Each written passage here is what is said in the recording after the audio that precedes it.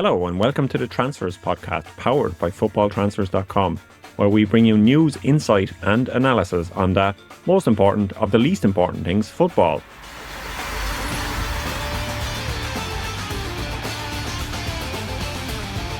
I'm Ronan Murphy and I'm delighted to be joined this week by Duncan Castles. Welcome back to the show, Duncan. Good to be back alongside the Carlo Charmer again, Ronan. Yeah, I don't think my wife calls me the Carlo Charmer, but if she finds out someone else is calling me the Carlo Charmer, maybe she might pick up on it. So it could be a good introduction for her. As you're known amongst work colleagues only, male work colleagues only, we'll underline on that.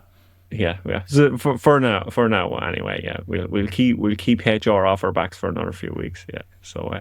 This week we are looking towards the end of the transfer window. The transfer window closes 2300 GMT on Monday 3rd of February. So we are getting into the witching hour, as they call it on NFL Red Zone, but we're getting into a bit of that on the Transfers podcast here. So yeah, the transfer window is obviously closing soon. So we're going to discuss the state of play of some of Europe's leading clubs and look at some deals that could be done before that deadline on February 3rd. So yeah, there's lots of talk about strikers moving in January window because the goals win games, and I think that's where teams are looking and tend to look in January. In the past, they've looked at strikers. So yeah, the eternal search for a striker is on, Duncan, isn't it?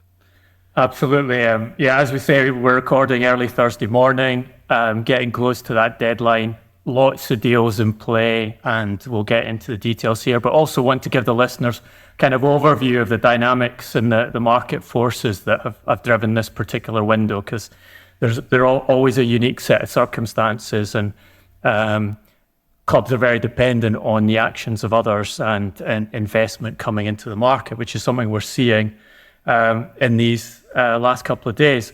Strikers, yeah, I think just about every window, the majority of clubs go into that window looking for a striker.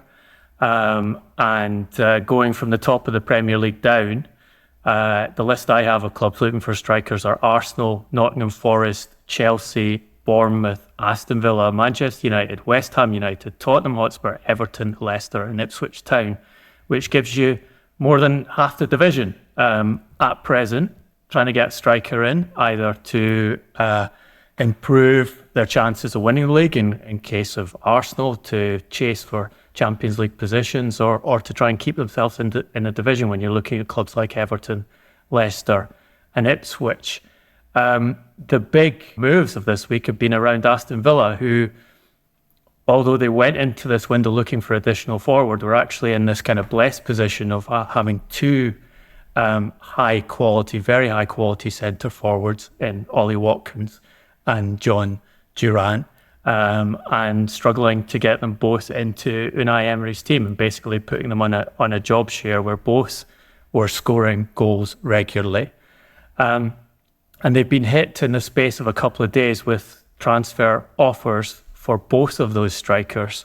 Ollie Watkins' offer coming from Arsenal, Joao Duran's offer coming first from West Ham United, but then a much larger one from the Saudi Pro League, Al Nassr, offering 77 million euros, rising to 90 million euros for the 21-year-old Colombia international.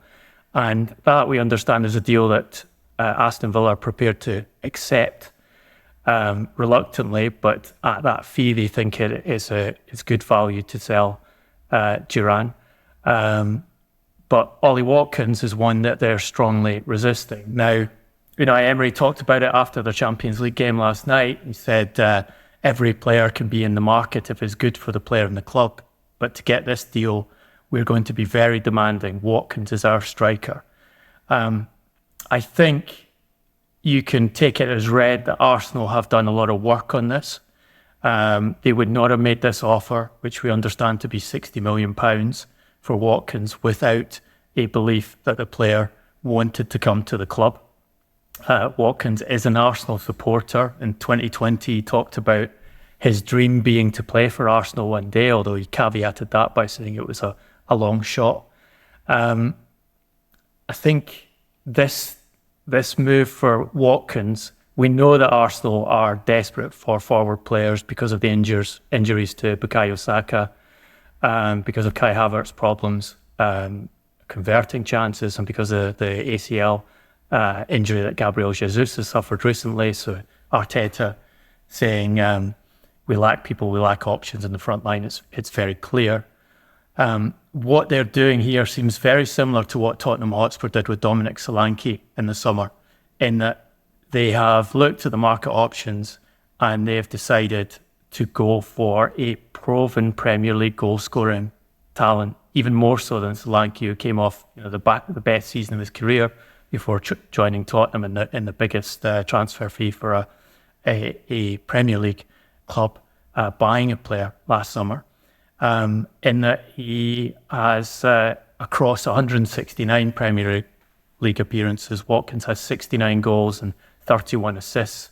Last season, 19 goals and 13 assists from 37 appearances. Only Erling Haaland scored more non-penalty goals. He's 29. Normally, you don't see clubs making that degree of offer for a player of that age, particularly in this current market. You look at the majority of transfer moves by Premier League clubs have been either for teenagers or guys in their young 20s. But Watkins, you're buying immediate performance if you get him. Our estimated transfer value of the player that Sky Sports puts together is €59.6 million, which is high for a player that age, and it's essentially the highest that Watkins' estimated transfer value has been in his career.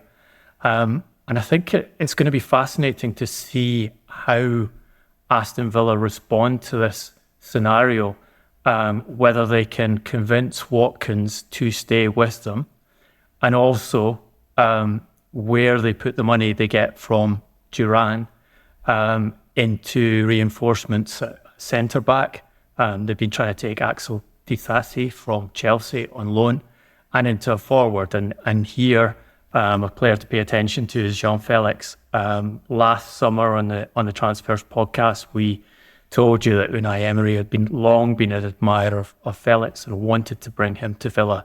Then Villa were unable to do it. They had big PSR problems in the summer, something that they went on record to talk about after the window, had to do several PSR swap deals to kind of manipulate their figures into a place where they wouldn't get a points ban this season. Felix wants to leave Chelsea, unhappy with his playing time there, barely been used in the Premier League, 7 goals and 20 in all games, but very few opportunities in the Premier League. Has been offered to Milan. Milan's coach, Sergio Conceição, would like to sign him, but Milan unconvinced and looking at other options, including Santiago Jimenez of Feyenoord. And I think Felix also has an offer from another leading European club, which may come into play in the coming days. But Unai Emery and Aston Villa now have the money to do that deal, and it may be that we see the Aston Villa strike force turning into one of Watkins and Joao Felix as the alternative centre forward, or Felix playing alongside him for the rest of the season. Yeah, it's an interesting one. Obviously, with Duran on the way out and Watkins probably going to stay now, and you can see why Arsenal wanted him. He's, like you said, he has that incredible record, 69 Premier League goals in 169 games for Aston Villa. But if you look at that kind of record, he has 10 or more goals in each season he's played for Aston Villa, and that's the kind of consistency that Arsenal are probably lacking in attack, and that's the sort of consistency that you need from a striker, because we've seen in the past that teams have brought in strikers in January and they just hadn't provided the goals that were required or expected from these sort of signings. And Ollie Watkins would definitely hit the ground running at Arsenal if he were to move there, and he would give them the goals that they're looking for, because he's already on 10 goals for 2024-25, and there's no reason to think that he couldn't eclipse last season's record, his own personal record of 19 goals in 37 games. You could easily see him doing that again with Aston Villa or with Arsenal. So it's no wonder he's in demand, and John Duran then is off to take the Saudi money, and that means that maybe Victor Boniface, someone I had been keeping a close eye on at Bayer Leverkusen, is not going to Saudi Arabia anymore. Al Nassr are looking at Duran instead. They had obviously been interested in both strikers, talked to both strikers. It seemed that Boniface was leaving Leverkusen, that all the talk at Leverkusen was that he was gone, but now the talk from Simon Rolfes, the director of sport there, is that Boniface is going to stay at Leverkusen, and that kind of shakes things up for them. It means that they're no longer looking for a forward, and Arsenal are still left without a forward. Yeah, I think Leverkusen's only hope is for Donald Trump to come in and place a 50% tariff on any transfer of Colombian footballers by executive order. Maybe that can save the day for them and get the Saudis to switch back to Boniface.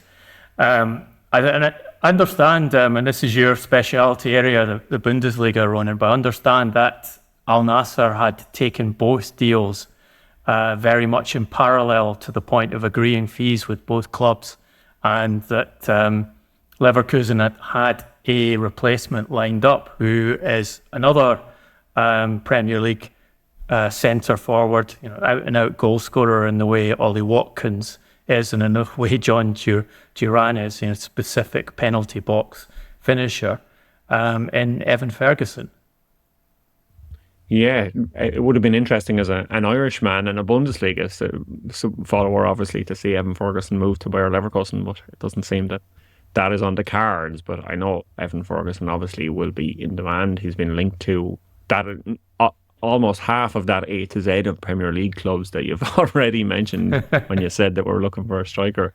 Evan Ferguson could be one that now is back in play for some of those Premier League clubs, because Bayer Leverkusen are now out of the market for a striker, and we'll see Boniface stay there. And it would have been unthinkable perhaps for Boniface to be leaving Leverkusen earlier in the season, or to start the season before his car crash and his injury.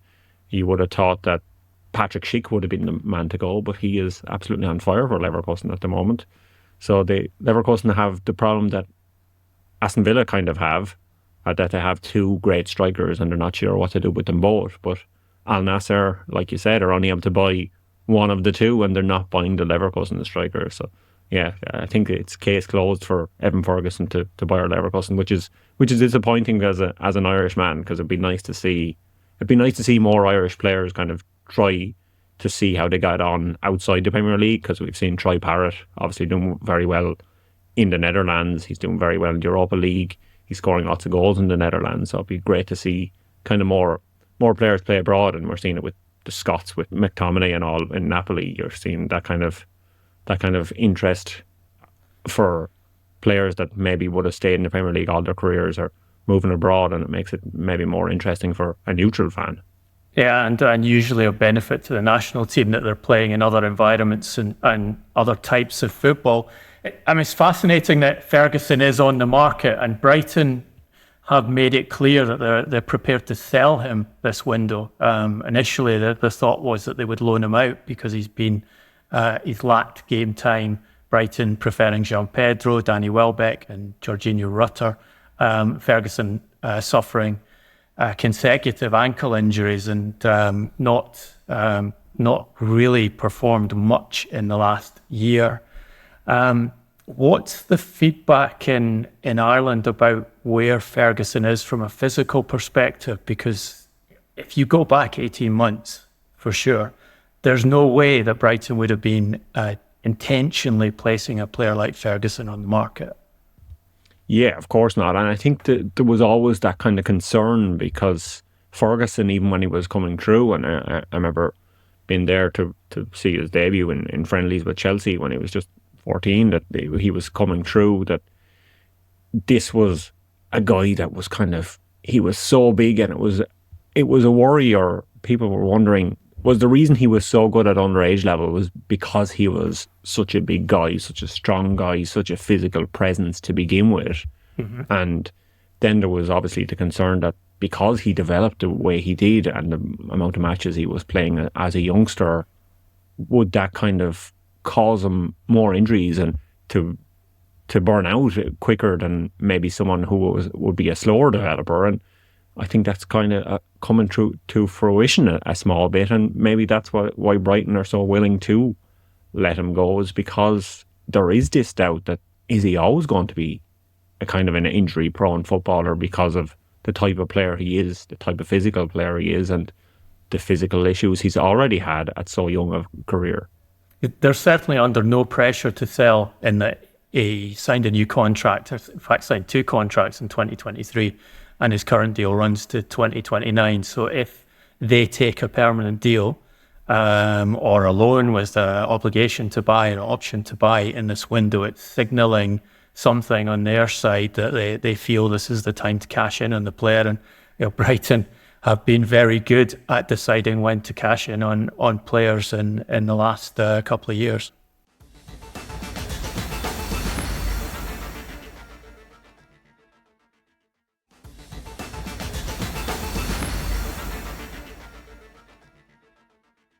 There are young players like this available across Europe, maybe, that have a lot of potential, but we haven't seen perhaps them convince on a regular level. And I know Matthias Tell is someone that I've been keeping a close eye on at Bayern Munich, because it seemed 2 weeks ago that there was no way he was going to leave Bayern Munich. Max Eberl said that there was no chance he would leave in January, but now again he's one of the top talking points in the January window before the window closes. Yeah, and this, I think, has been driven by Bayern's coach, Vincent Kompany, leaving Tell out for most of the season prior to last night's Champions League game, a win over Slovan Bratislava. He'd played just 282 minutes of Bundesliga and Champions League football this season. He'd been left out for 3 consecutive matches. This news came out that the France under-21 international, still just 19 years of age, wanted to leave, had decided this was the time to leave Bayern. It came out this week, and then Tell is back in the starting lineup for the Bratislava game. After the match, he went to the supporters and interacted with the supporters in a way that was perceived as that being him making his farewell to Bayern, and that Bayern director Max Eberl has since said Matthias Tell wants to leave, so we will assess all the options and decide what to do, and also said that he understood the player's position. Now, there is unsurprisingly significant interest in this player. He's got an interesting history in that he was signed from Stade Rennes in 2022 for a fee rising potentially to 28.5 million euros before he'd even scored a goal in professional football. In his 82 games for Bayern, he has 16 goals. Not great from a passing perspective, but very good at forcing transitions from opponents. But I think it's fair to say Bayern have not seen the full potential they expected from the player as yet. They wanted to see it, but this situation with Kompany is forcing them to consider a move out.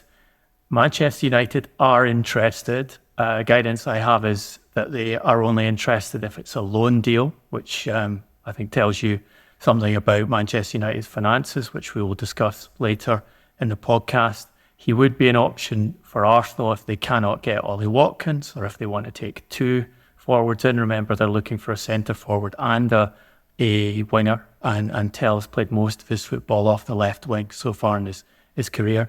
Tottenham Hotspur interested, and then Chelsea, I think, are in a good position in the sense that they can offer Christopher Nkunku in exchange. So you have the ability to do a deal where you set both transfer fees quite high, and you get PSR benefits in the Premier League and financial fair play benefits in UEFA competition for both clubs. However, your understanding, Ronan, I believe, is that Bayern do not want to sell Tell if they can avoid it in this window.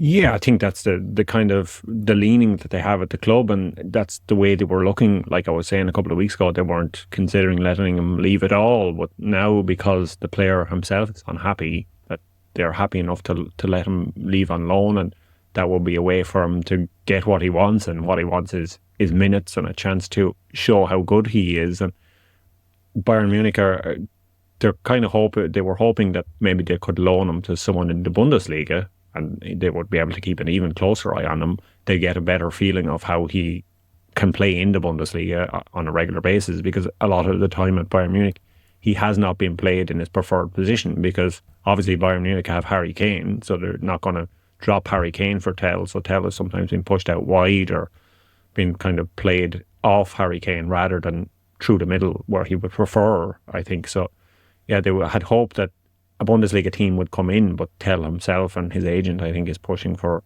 a move to a Premier League club where he can prove himself to be at a higher level. And Bayern Munich are hoping that it would be a loan move, but I know there are talks over loan move and permanent moves. So yeah, it'll be interesting to see what comes out of it, because I think if the money is right, they obviously would be prepared to let him go. But with the investment and the money that you talked about earlier, they had hoped that they had signed this wonder kid from Rennes when they bought him, but it hasn't worked out for him, possibly because he hasn't had the minutes. But he is only 19 still, so there is so much scope for him to grow that Bayern, when they do let young players go, they usually try to make it so that they can get them back in the future. We've seen it before, so that having him leave just on loan will be kind of ideal for them rather than a permanent move.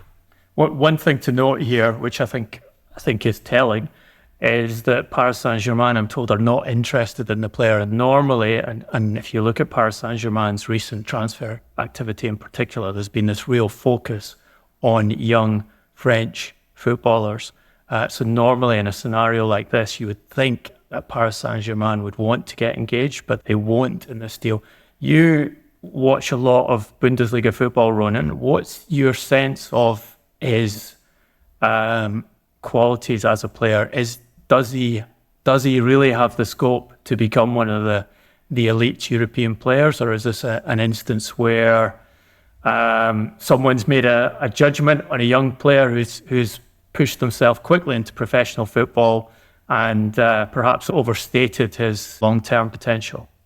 I think this could be a bit like the Evan Ferguson situation that we were talking about. Perhaps with not the same amount of injuries, but because he was so good at a young age, and his record at underage level for France at their under 18 and under 19 level was just crazy good. He was getting kind of 8 in 11 or 7 in 12, I think it was. And even for the B team in Rennes, he was kind of scoring a goal a game. I know you said that he had played 10 games with the senior side but never scored, but there was a belief that it was just a matter of time before it would come. And even if you look at his stats at Bayern Munich, he was kind of getting a goal every 4 games in the first 2 seasons that he's played there. I know he hasn't scored this season, but he hasn't really.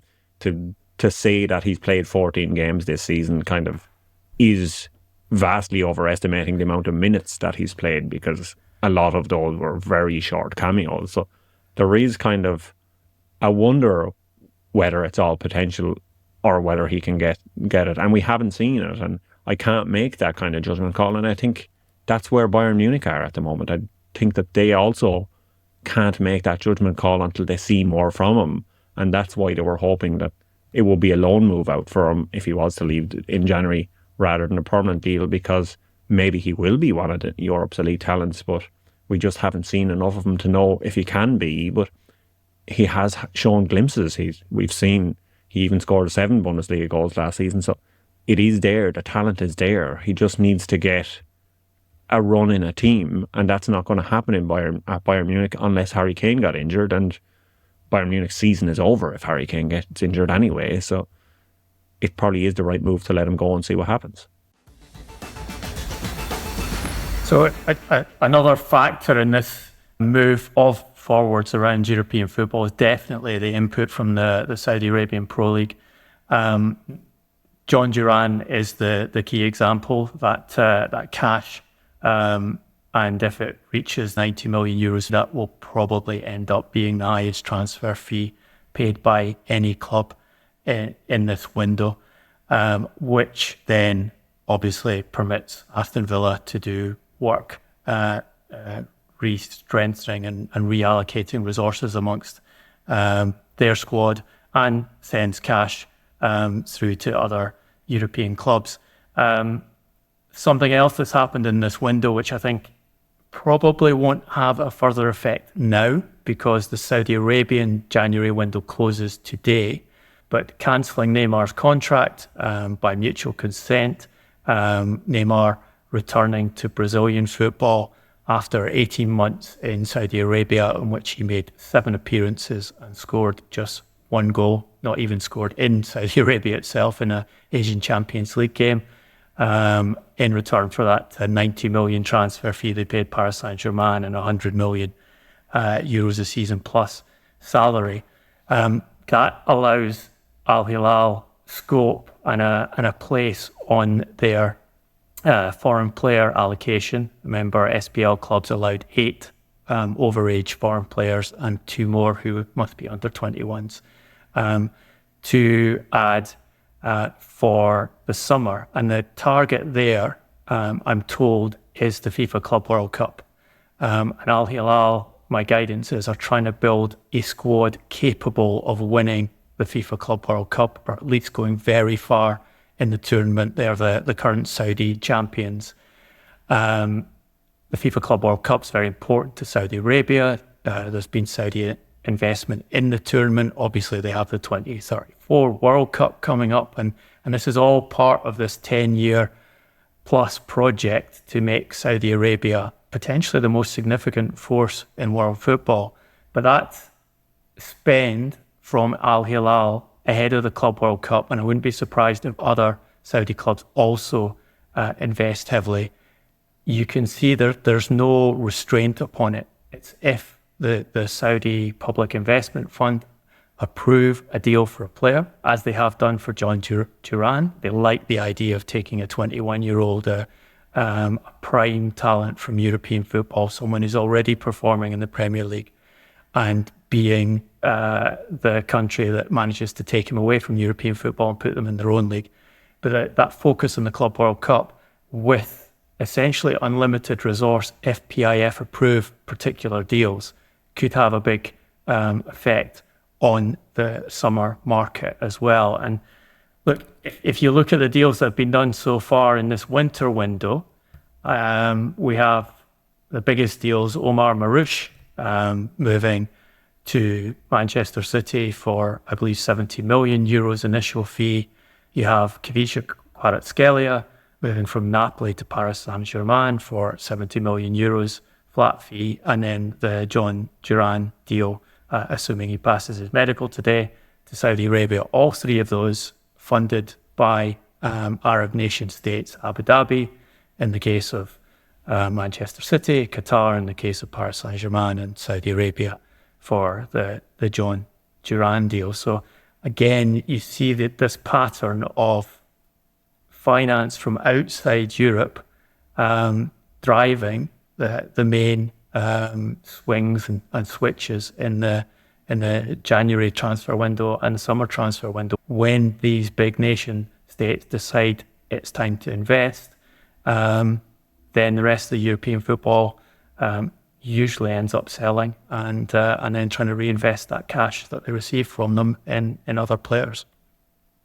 Yeah, and obviously Manchester City are responsible for more spending than the other 19 Premier League clubs combined, is what the big boss Paul McDonald for FootballTransfers have provided information to the BBC to talk about the Premier League spending and how it's up from last year, up massively on last year, and how spending is higher across the board. And I know that's something you've also been kind of keeping an eye on.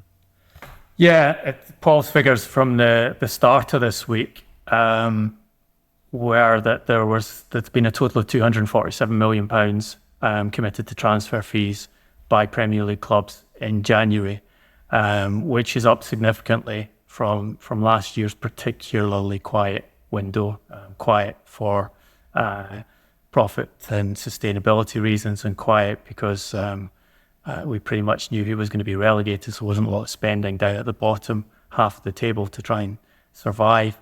But you see more than half of that at the start of the week coming from one club, Manchester City. In at that point, the 3 players that they'd signed so far in this window. Heitor Reis, the young Brazilian centre-back they took from Palmeiras, who was on the bench at the weekend. Abdulkadir Kusanov, signed from Lens for an initial 40 million euros with 10 million more bonuses, who had, I think, one of the most traumatic Premier League debuts of any defender to play in the competition, and that he was directly responsible for conceding goal in the first minutes to Chelsea, and continued to make positional mistakes through that first half, and ended up being substituted not long into the second half. And then the deal to take Marmoush from Frankfurt, which we've already mentioned. They've since added another player, albeit not going directly into their senior squad in this case. It's the Sierra Leonean centre-back Juma Ba, an 18-year-old who was on loan at Real Valladolid from a Sierra Leonean club, AIK Freetown, was due to sign a new contract with Valladolid, something had been discussion for several months, according to the Spanish club. According to the Spanish club, they got a phone call from Manchester City on the 21st of January to open negotiations on a transfer. And later the same day, they were told by the player's agent that the player had paid his release clause, which was set at 6 million euros, and was leaving the club. And they discovered that Manchester City was to be his destination.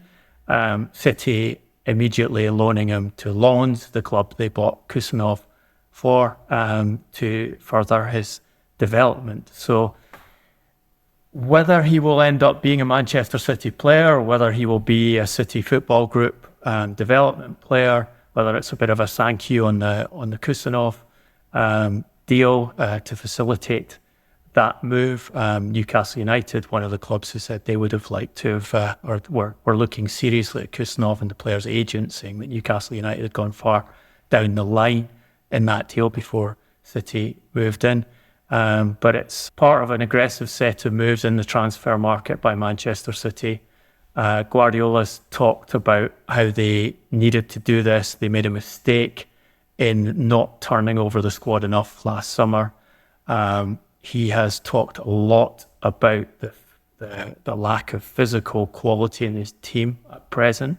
The surprise at the number of injuries that they've suffered, but you can see the frustrations he's been suffering trying to come up with solutions to their defensive frailties and their inabilities to dominate teams. Last night went a goal down to Club Brugge in the Champions League, and you saw images of Guardiola at halftime, who had been tearing at his face again.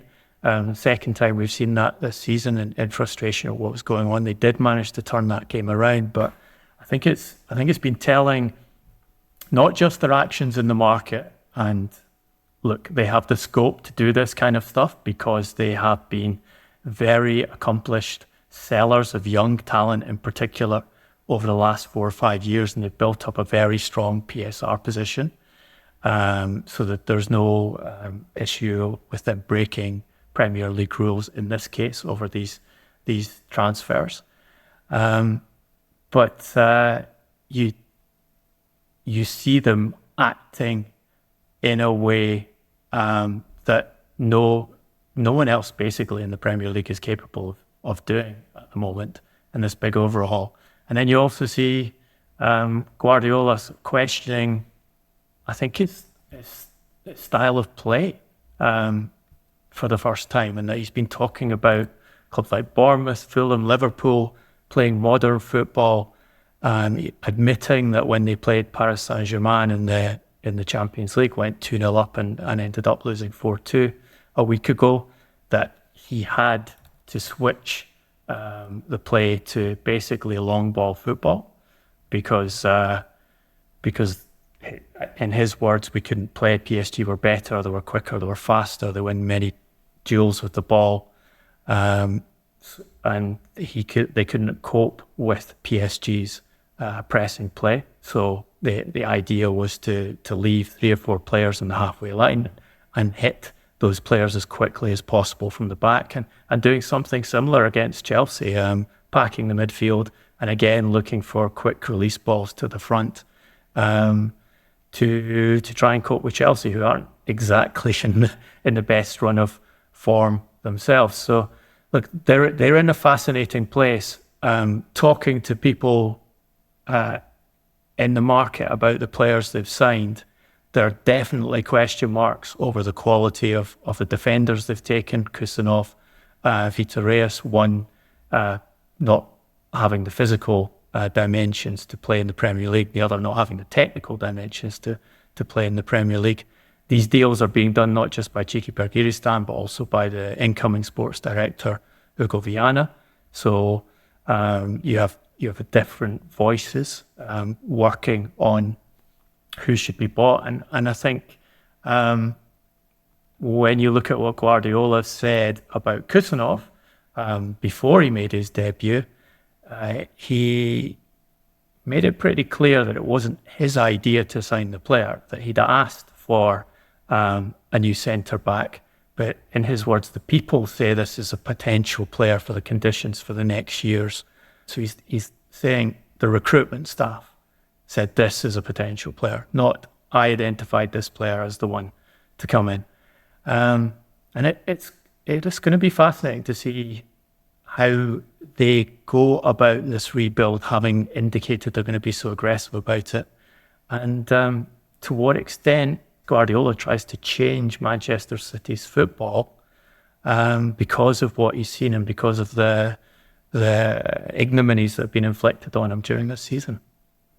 Yeah, it's a big change from the when he arrived at Bayern Munich, and he had the infamous Thiago or nothing kind of phrase that's what he needed to rejuvenate and change Bayern Munich in his image. And I think if Pep is never going to be happy if other people around him are changing the team for him rather than himself, and maybe the thing he needed to invest in January was a nail file, because I'd say it looks like he could be scratching at his face a few more times between now and the end of the season if things don't go his way. But as I said on last week's podcast when we had Robin on, that I think Marmoush is a very good signing, and I think he had a strong enough debut at the weekend for City. I'm interested to see when City are able to add him to the Champions League squad how he may do then, because I think he plays into what you're talking about. He gives them perhaps a different dimension in attack than to be overly reliant on Erling Haaland. So that will be a good addition to the team, but you kind of have to wonder, did they overpay for him? Because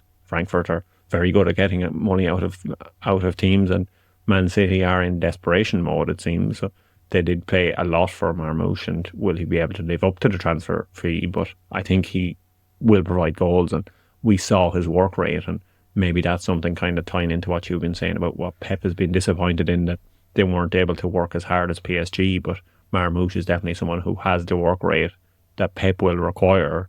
It's just whether he'll be able to fit him into the kind of Pep mastermind system that we've seen, maybe that has dented or kind of blunted some players in the past. It's interesting you mentioned Marmoush, because that was another thing I picked up on Guardiola after the game, Marmoush's debut, in that he talked about the other players needing to learn Marmoush's runs. Now, that makes perfect sense, but usually in a Guardiola team, the players are told where to run, where they're supposed to be, where they're supposed to pass the ball. He's probably the most domineering, commanding coach the modern game has seen. So talking about them having to learn Marmoush's runs kind of again indicates that he's moving in a direction where he's thinking, I've got to come up with this different kind of football.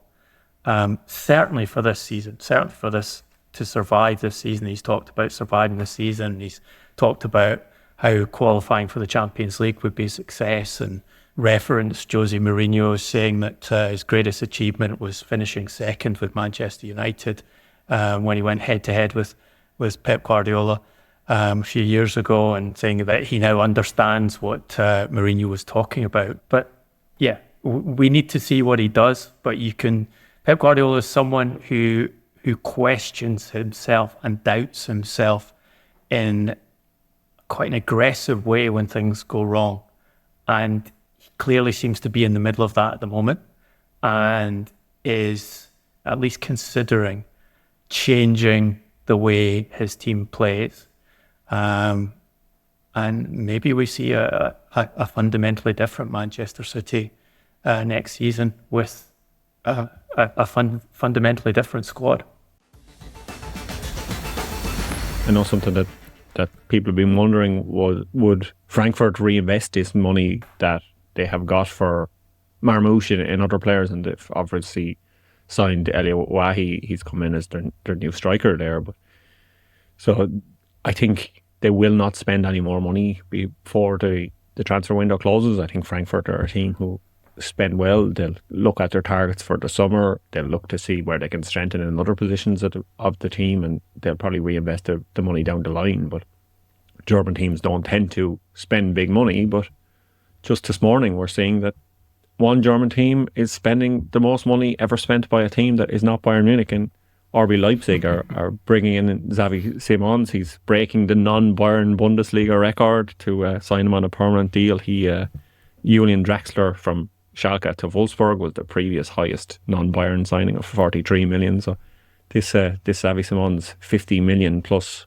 add-ons up to 80 million is a huge shock for the Bundesliga. It's surprising that Leipzig were ever going to spend that much money on anybody, but it seems to be that it is a margin of convenience in a way with PSG to get him off their books as a loan and get some money in, and for Leipzig to sign him permanently. But like we mentioned on last week's show with Robin, that Xavi Simons is still someone that could be key in the transfer window going forward. It doesn't necessarily mean this signing that he's going to be at Leipzig for the next 5 years or whatever.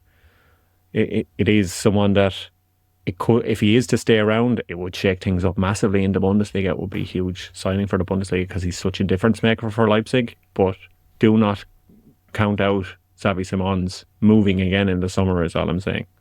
Well, first of all, I think need to remark on how disappointing it is when we talk about non-Bayern record transfer fees in the Bundesliga. Well, he will be the third. I know what you mean, but it's quite a sad state of affairs that you have a separate record for the other clubs who don't have anything like as much money as the one that wins the league almost all the time. I think you're right in saying that this is a marriage of convenience. One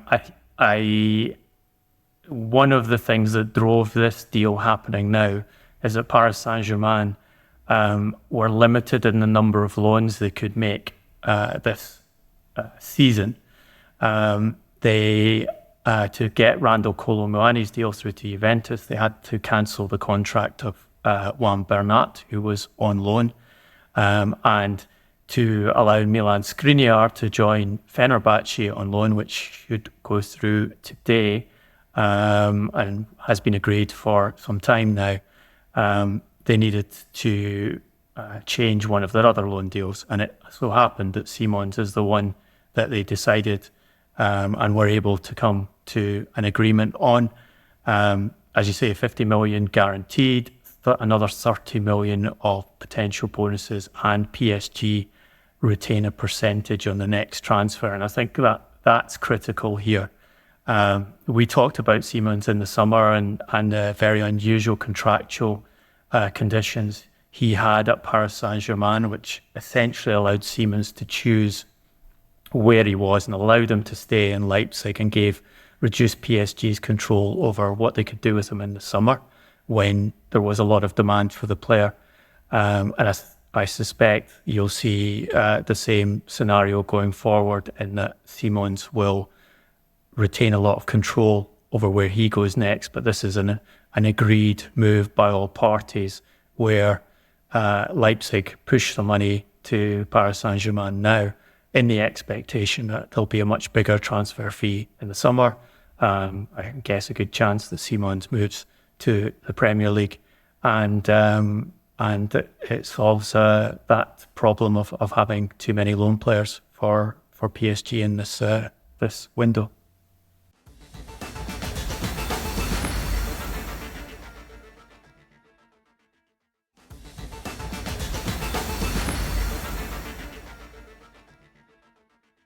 Leipzig are out of the Champions League. He only had the Bundesliga to focus on. But Simons is one of the best young players in Europe at the moment, and a team he's been linked with is Manchester United, and they're obviously not going to sign him this month, but they have been somewhat busy in the transfer window, and I think fans are getting excited about their new wing back coming in. And have they finally got a transfer right? Possibly, yeah, possibly. Patrick Dorgu, young Danish international at Lecce. They have not, as of this morning, they haven't finalised the deal, but they have the outline of a deal agreed at around 30 million euros guaranteed fee plus 5 million euros of performance-related variables. The Italian club saying they're just fine details to negotiate now, but the expectation from both sides is that will go through. It's a huge profit for Lecce, who signed Dorgu from Nordsjælland in Denmark as a teenager for, I believe, 200,000 euros. That was his second season in Serie A. Embedded himself in the team very quickly. This season, 21 Serie A appearances and 3 goals. He is a very good fit to what Ruben Amorim likes in his teams. If you remember back to the podcast we did with Sergio Crucinas on Amorim's arrival at Manchester United, he talked about Amorim liking left-footed players, and particularly liking left-footed players who could play on the right-hand side, because it facilitated them passing the ball centrally to build attacks, which is the way he likes to organise his teams. And the one thing we've seen about Amorim in his time at Manchester United is he's not compromising on his tactical ideas and his strategies, whatever the costs in terms of immediate results. So Dorgu fits that. He can play on the left side or he can play on the right side. He also plays as a right winger, but comfortable on both. Asking a couple of people about him, they say he's got huge potential, definitely needs further development at the elite level to progress, but top physical abilities, very powerful defensively in the duels, very hard working, also in attack, and can make the difference when he joins the attack. Weaknesses are one-on-ones and in how he uses the ball, but there's a sense there that this is a talent that could turn into a top Premier League player. Not the finished article by any means, but that there's a feeling that he can go there, and also there's the fit to what Amorim needs in his team, and he's been desperately short of wing backs this season. So, I think it's a positive for Manchester United. I think it's also telling that they've had to step back from pursuit of someone like Nuno Mendes, who would have been, I think, the perfect established fit for Amorim's team, and a player that he already knew, because of salary demands and because PSG would request far too big a transfer for the Portugal international. And look, you only have to look at what Amorim's been saying about the transfer market. We have to be cautious. We made mistakes in the past and we cannot do it now. Or the letter to supporters that Manchester United wrote recently to try and explain away the redundancies they've been making at the clubs, the increase in ticket prices, dismissing Sir Alex Ferguson as a club ambassador, and other controversial moves. And they put it in this letter. If we do not act now, we are in danger of failing to comply with PSR FFP requirements. So they're saying publicly that they're on the edge when it comes to Premier League finance rules, and that can't be a surprise given where they are in the division, given how low they've been in division, given that they have a very low likelihood of qualifying for the Champions League next season. I think their best route would be to to win the Europa League, which given the way they're playing is a big ask in itself. Struggling to offload players as well. They've moved Anthony to Betis on loan. That's a dry loan with no guaranteed loan fee. Maybe some performance-related payments if he does well there. Betis paying the vast majority of his salary, so at least that's one thing in their favour. But this is a player that they signed from Ajax for an initial 95 million euros in 2022, and they're now having to farm him out to a Spanish club, a mid-level Spanish club, in the hope that he has a good half season and they can raise a transfer fee in the summer. They have Marcus Rashford in this frankly horrible position where Amorim has been excoriating him in press conference after press conference. Hasn't played for 11 games, left out of the squad again for tonight's Europa League game, and Amorim saying specifically that it's because he's not training properly, he's not showing the right attitude, even saying that he'd rather put his 63-year-old goalkeeping coach, George Vital, on the bench than have Rashford there. I think he rode back a bit on this in Wednesday's press conference ahead of the Europa League game and in saying that we are a better team with Rashford, but until he shows me the maximum, I will not change my mind on putting him in the squad. They've allowed Rashford to try and find himself another home. They are open to negotiations in which they would subsidise that loan. That's what Barcelona would like. Rashford's preference is to move to Barcelona on loan, but Barcelona want to do it on their terms. So you've got another player who was one of their key attacking forces not that long ago, who they're actively trying to move out to market on loan and to solve internal problems with the squad. So when you place yourself in situations like that, and I should say that guidance I have from Manchester United is that Rashford's move to Barcelona is very much in the balance at the moment. When you place yourself in situations like that, it's no surprise that you can't do the big deals, the big aggressive deals in the market for finished products that really Manchester United need at present. Yeah, I think that's what we've seen in the summer as well. The players they brought in perhaps haven't been the finished package, and then there's frustrations from everybody involved in the club and everybody who watches and follows the club. There's kind of a disappointment, and I know you're a big fan of Dorgo and we'll see how he goes, but it wouldn't be surprised if there were some teething issues with a player kind of coming to Manchester United, because it is kind of the most public club in the world, the most scrutinised club in the world. It is a very difficult place to play, and it is a very difficult place to manage, as Ruben Amorim is finding out very quickly and very difficultly.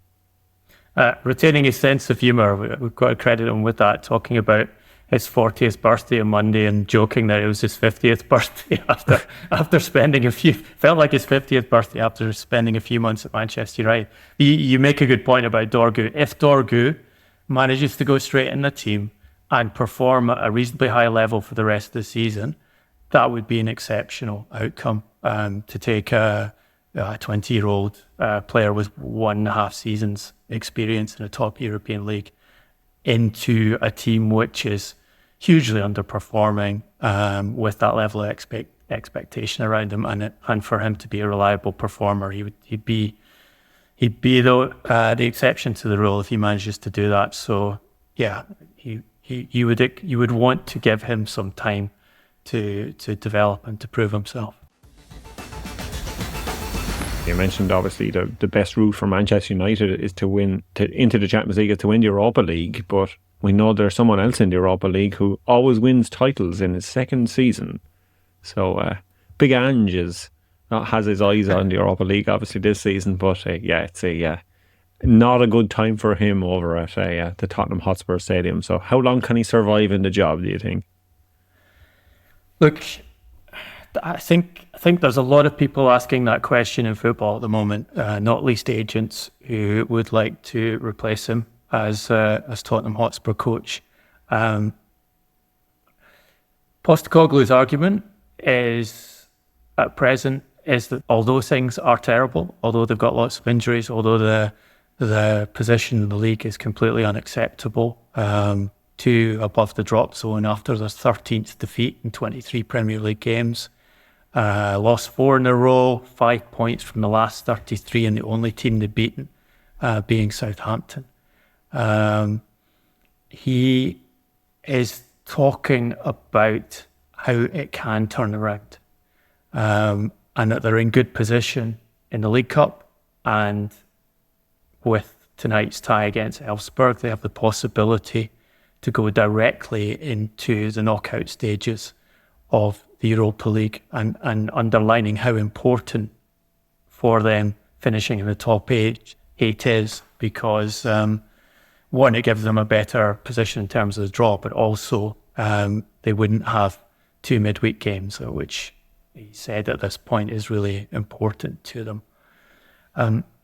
I think a big element here, and we're now seeing the Tottenham fans not just turning on Ange Postecoglou, but turning on Daniel Levy.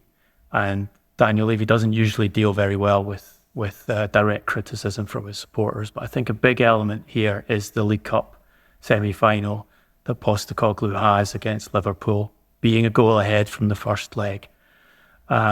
If somehow they can get through that Anfield leg and get to a League Cup final, I think it buys Postecoglou a degree of insurance, given what happened last time Daniel Levy sacked a manager who got the club to a League Cup final a few years back in Jose Mourinho.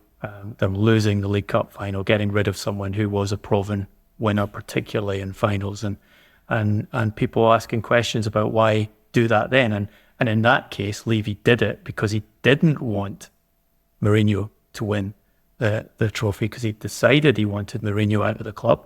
And his calculation, I understand, was that it would be harder to dismiss someone who'd won the first trophy for over a decade for Tottenham. So get rid of him beforehand to avoid that possibility. Although Postecoglou is talking about this turning round, I'm not sure it can turn around with his management style. We talked in an earlier podcast with Jonathan Northcroft about the number of injuries that Tottenham have suffered this season, and a number of muscular injuries they've suffered.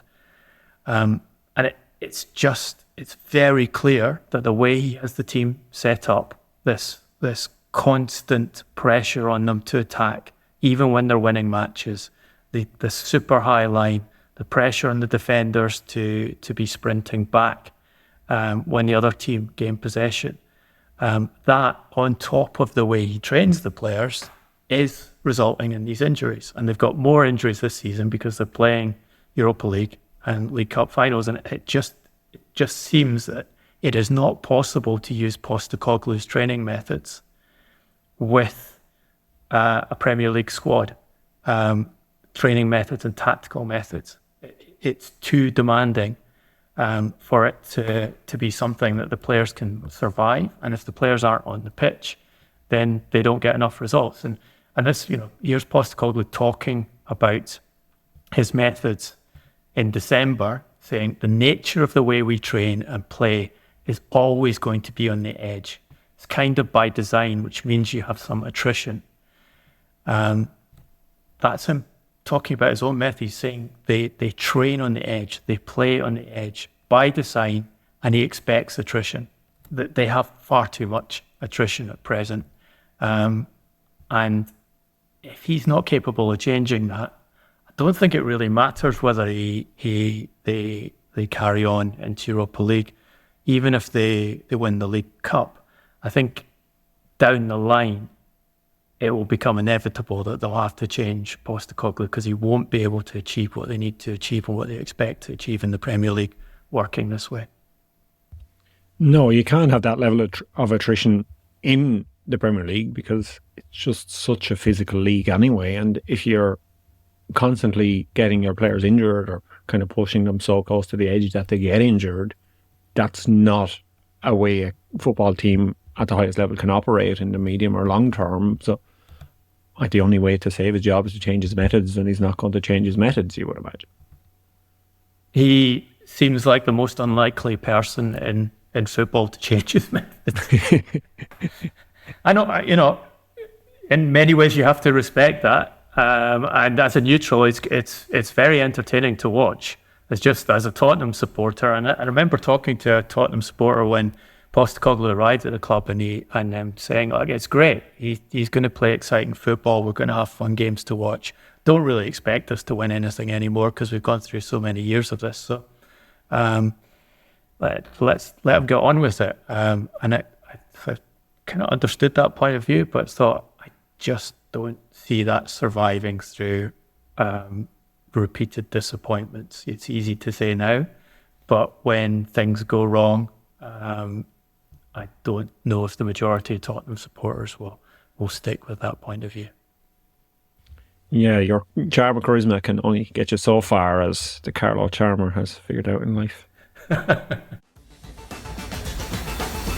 So just before we move on to a couple of deals that we haven't mentioned so far, potential deals. One of those is at West Ham United, one of the clubs that desperately need a striker.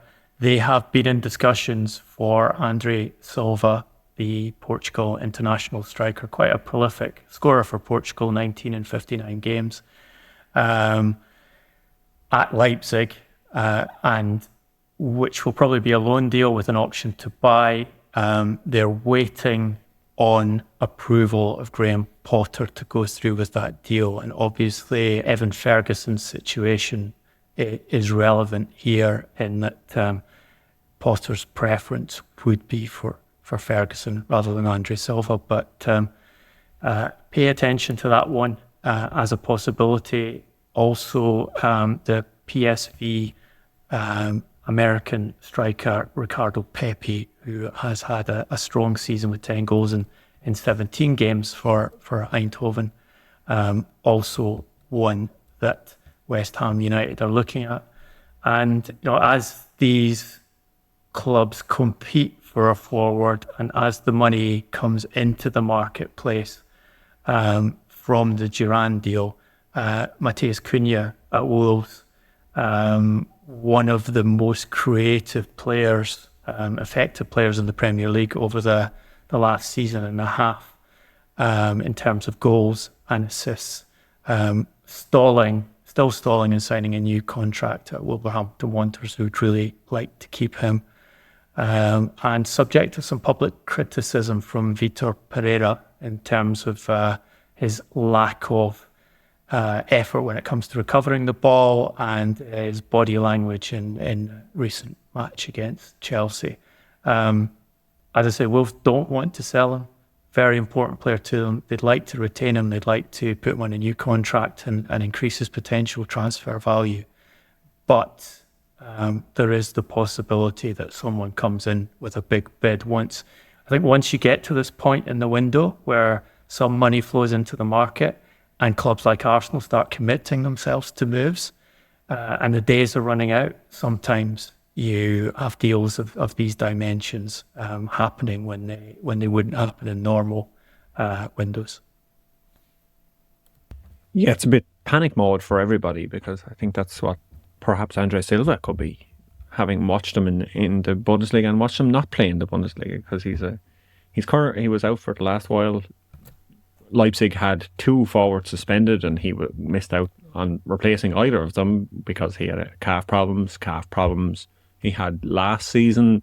He's been offered around, obviously. He's been offered to Roma. There's been talks of other teams in Serie A, such as Torino, but at Leipzig, it's been 3 years since he had a good season. It was 2021, 2022 was the last time he scored over 10 goals. He scored 1 goal last season in the Bundesliga. So far this season in the Bundesliga. Last season he was in in Spain on loan. He only scored a handful of times there. He only scored a handful of times in the previous season. So yeah, he's a few years out from being a top quality striker. So if I was Graham Potter, if I was West Ham, I would be definitely looking for Evan Ferguson as my number one there. He's had a sporadic career. He occasionally comes into a team, scores a lot of goals, has a lot of people chasing him, but never been able to consistently put it together at one club. Yeah, he seems the ideal, the classic January late signing. Yes. So I suppose now we can get cracking on our hero and villain. And did you want to get us started this week?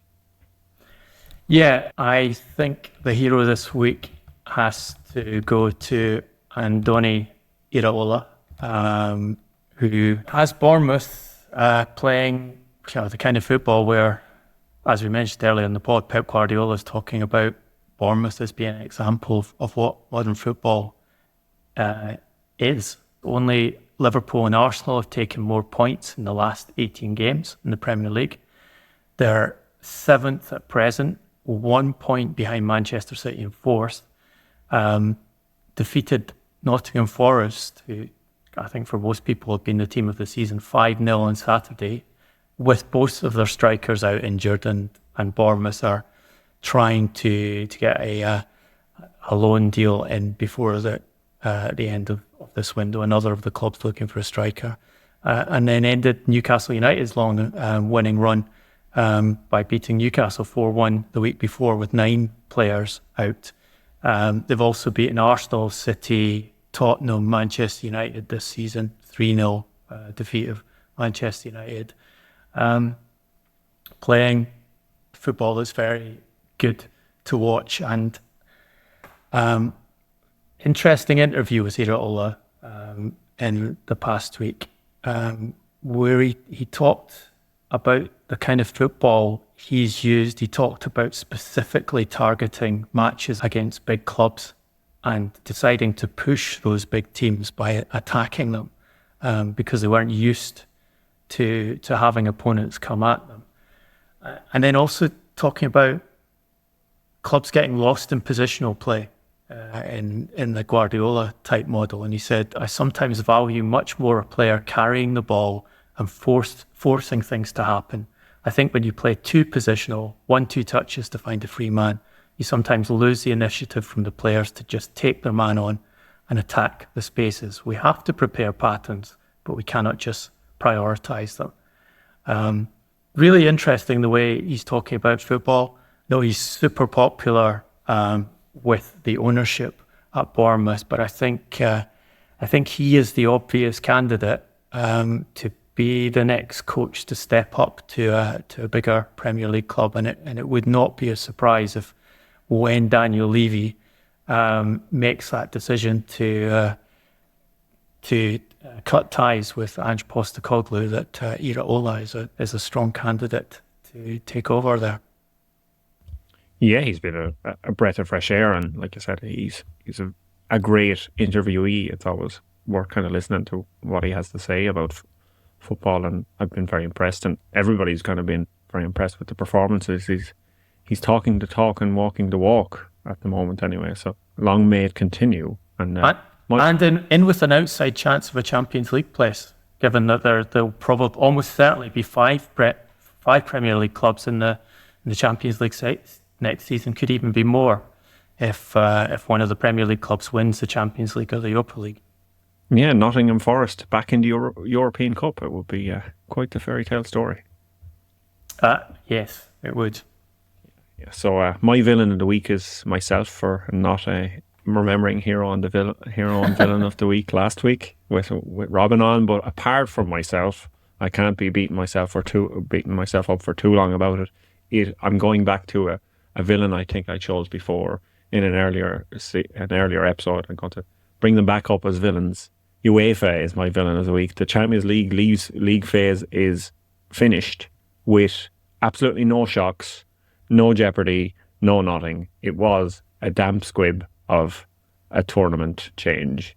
I've wound up people on social media this morning by complaining about it, about the lack of jeopardy. We saw such European luminaries as Dinamo Zagreb and Stuttgart knocked out of the Champions League in the last game, but they're trying to tell me that, we wouldn't get this kind of thing where Man City aren't through, they still have to play a playoff game. But the playoff game is still a knockout game, and the UEFA even call it the knockout playoffs. So they're still true to the knockouts. They're still in the knockout game. Nothing has changed. And we just got more games, and we still have even more games to watch for less jeopardy. But we did have a lot of people in the stadium looking at their phones at the live table instead of watching the matches yesterday. That's definitely something UEFA managed to achieve with this new format. Yeah, we got the old wireless being carried to the stadium approach has been changed for phones. That's all we've got. We've brought back the 1980s is what the UEFA have done. Thanks very much, guys. You've been listening to the Transfers podcast, powered by FootballTransfers.com. If you liked what you heard, please follow, share and rate us. Your support helps us bring you more news, analysis and insight. You can message us on Instagram, YouTube and Facebook at Transfers Podcast. Our Twitter and Blue Sky address is at TransferCast. Duncan's on Twitter, Instagram and Blue Sky at Duncan Castles. I'm on most of them at Paul, and I'm actually at Ronan Murphy on Blue Sky because I was an early sign up. Our production, as always, is by Mark Caulfield at Pro Podcast Production, and our music's by Mark Caulfield and David L. Stay safe, be well, and thank you for listening.